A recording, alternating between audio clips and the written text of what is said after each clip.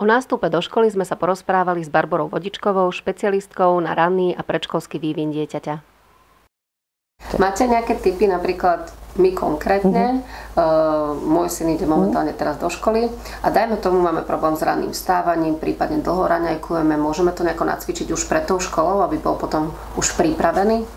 Samozrejme, je to potrebné nacvičiť, lebo v tej škole už sa potom netoleruje to, že prídete 8-10, to znamená, v prvom rade to rodič musí zvládnuť, to znamená, že rodič sa musí nastaviť na to, že musí vstať skôr a ráno je dobre pripraviť takú pohodu.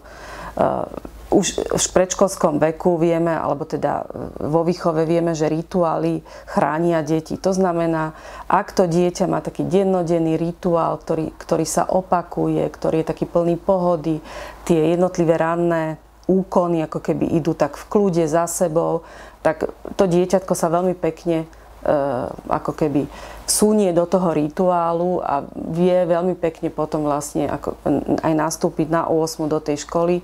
To znamená nerobiť veci v nejakom strese, v nejakom behu, zhone, ale tiež je to na rodičovi, aby rodič nastavil ten rituál na prvej triede, ten ranný.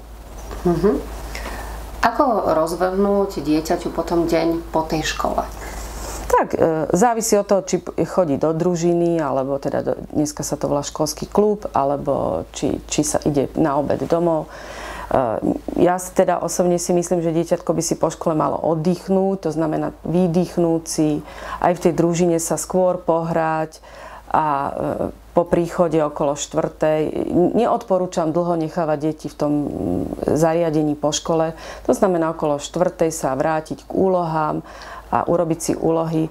V tých prvých rokoch určite odporúčam robiť úlohy, aby robil rodič s dieťaťom úlohy, lebo tým pádom má rodič učenie dieťaťa pod kontrolou a lepšie vie zachytiť. Jednak lepšie vidí do toho, čo sa dieťa učí a lepšie vie zachytiť aj to, čo mu nejde a vie mu lepšie pomôcť, ako keď si spraví, síce dieťa si spraví možno úlohy v družine, rodič si príde pre dieťa, má hotové dieťa, nič s ním nemusí robiť, ale nemá znalosť o tom vlastne, ako to tomu dieťaťu ide. To znamená, lepšie je robiť zo začiatku úlohy spolu a prípadne je dobré, teda nie prípadne, ale určite je dobré nejaký krúžok ešte pobednejší zaradiť do Keď už hovoríme režimu. O tých krúžkoch, je vhodnejšie zaradiť jeden, alebo môžeme zaradiť aj viacero krúžkov? V prvej triede určite tak jeden, aj to nie je nejaký náročný.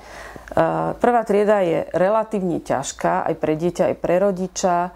Kým sa dieťatko tak nabehne na to, že sa rozpíše, rozčíta, tak je to celkom dosť práca. Závisí zase od dieťaťa, ale teda ja z vlastnej skúsenosti hovorím, že je to celkom práca. To znamená, ja by som zaradila skôr taký menej náročný krúžok, taký oddychové a určite ten prvý rok oddychový a určite nie viac ako jeden.